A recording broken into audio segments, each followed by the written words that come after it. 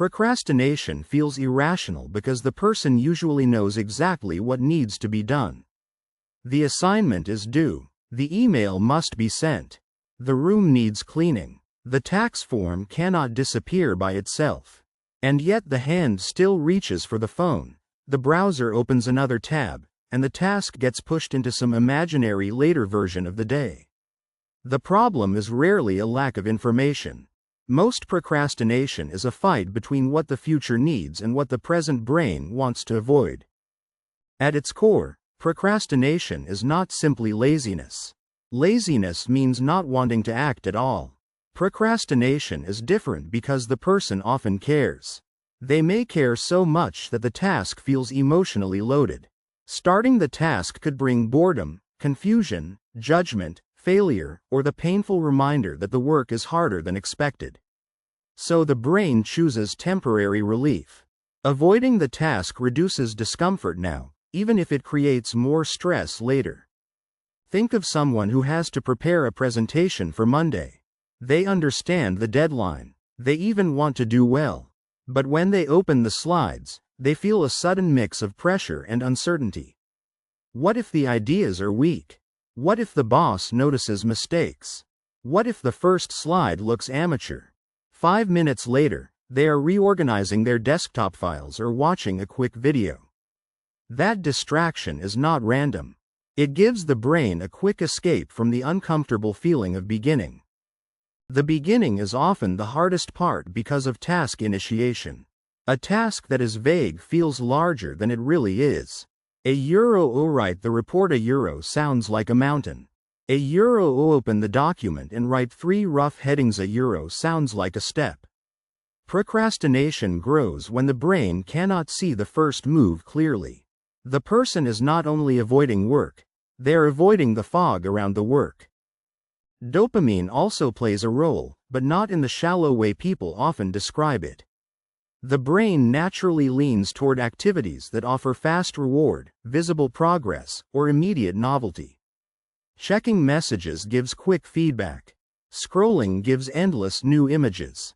Cleaning a drawer gives a visible before and after. A difficult task gives delayed reward, and sometimes no emotional reward until the very end. When the reward is far away, the easier pleasure wins the first round. This is why productive-looking procrastination is so common. A student avoids studying by rewriting a timetable. A business owner avoids sales calls by redesigning the logo. Someone avoids a difficult conversation by researching communication tips for 2 hours. These actions feel responsible, but they orbit the real task instead of touching it. The person stays busy enough to reduce guilt while still avoiding the uncomfortable center. Perfectionism can make procrastination worse. If a person believes the first attempt must be excellent, starting becomes risky. A blank page is still safe because it has not failed yet. A rough first draft, however, can look disappointing. So the person waits for the perfect mood, the perfect block of time, or the perfect idea. The hidden rule becomes, if I cannot do it well immediately, I would rather not face it yet. Fear of failure is not the only fear. Sometimes people procrastinate because they fear success. Finishing the portfolio may mean applying for better jobs. Sending the proposal may mean a client can reject it or accept it and create more pressure. Completing one step can open the door to the next bigger step. So delay becomes a way to keep life familiar. The task is postponed, but so is the identity change attached to it. Time inconsistency is another reason. The present self and future self do not value things equally. The future self wants health, savings, clean files, finished applications, and calm evenings. The present self wants comfort, ease, and relief. When the cost is now and the reward is later, delay feels attractive. This is why a person can sincerely plan to start tomorrow and still repeat the same pattern when tomorrow becomes today. The emotional cost of a task often matters more than the task itself. Paying a bill may take 5 minutes, but looking at the balance may create shame. Replying to an email may take 2 minutes, but facing the relationship tension behind it may feel heavy. Booking a medical appointment may be simple, but the possible result may feel scary. Procrastination often protects the person from the feeling attached to the task, not the task's actual workload. Deadlines can temporarily solve the problem because they change the emotional equation. When the deadline is far away, starting feels more painful than delaying. When the deadline is close, not starting becomes more painful than working. That last-minute panic creates energy, focus, and urgency. But relying on panic is expensive.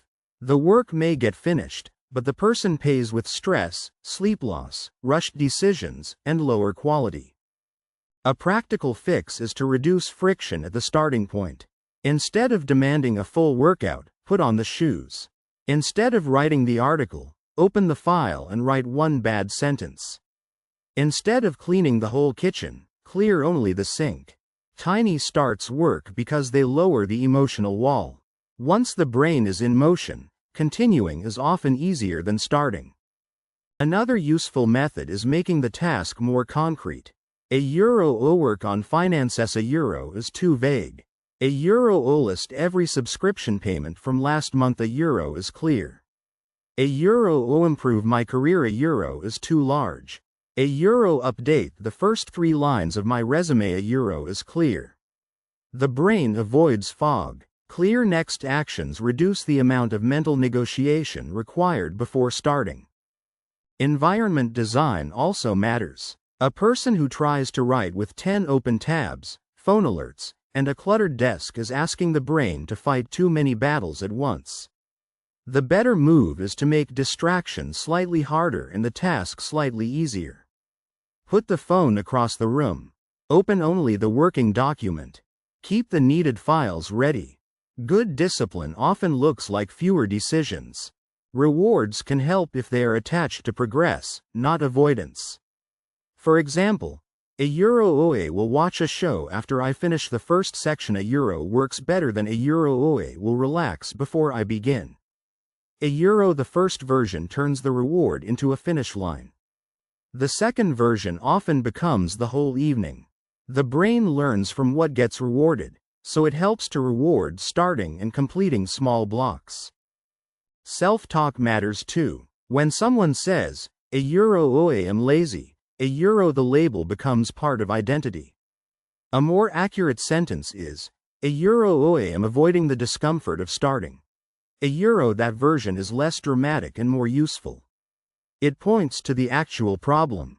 The goal is not to shame the person into action. Shame often creates more avoidance. The goal is to identify the emotional obstacle clearly enough to reduce it. Accountability helps when it makes progress visible. Telling a friend, €1 send you the draft by 6, €1 creates a simple external checkpoint. Working beside someone, even silently, can also help because the task no longer lives only inside your head. But accountability should be specific. €o hold me accountable €1 is vague. €o isk me for the first page at 5:00 €1 clock €1 is concrete. The healthiest way to understand procrastination is not as a character flaw, but as a signal.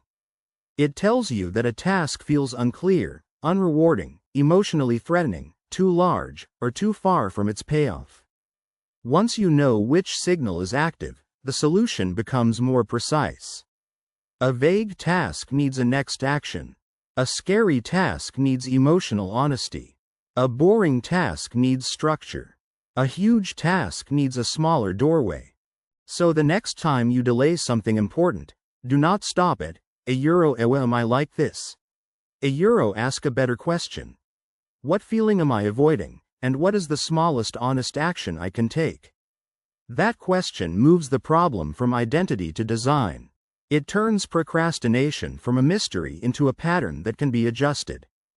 Procrastination survives because it gives immediate relief. It ends when the first step becomes less painful than continued avoidance. You do not need to feel perfectly motivated to begin. You need a smaller first move, a clearer next action, a better environment, and enough self-awareness to see the emotion underneath the delay. When those pieces come together, the task stops looking like a threat and starts looking like something you can actually enter.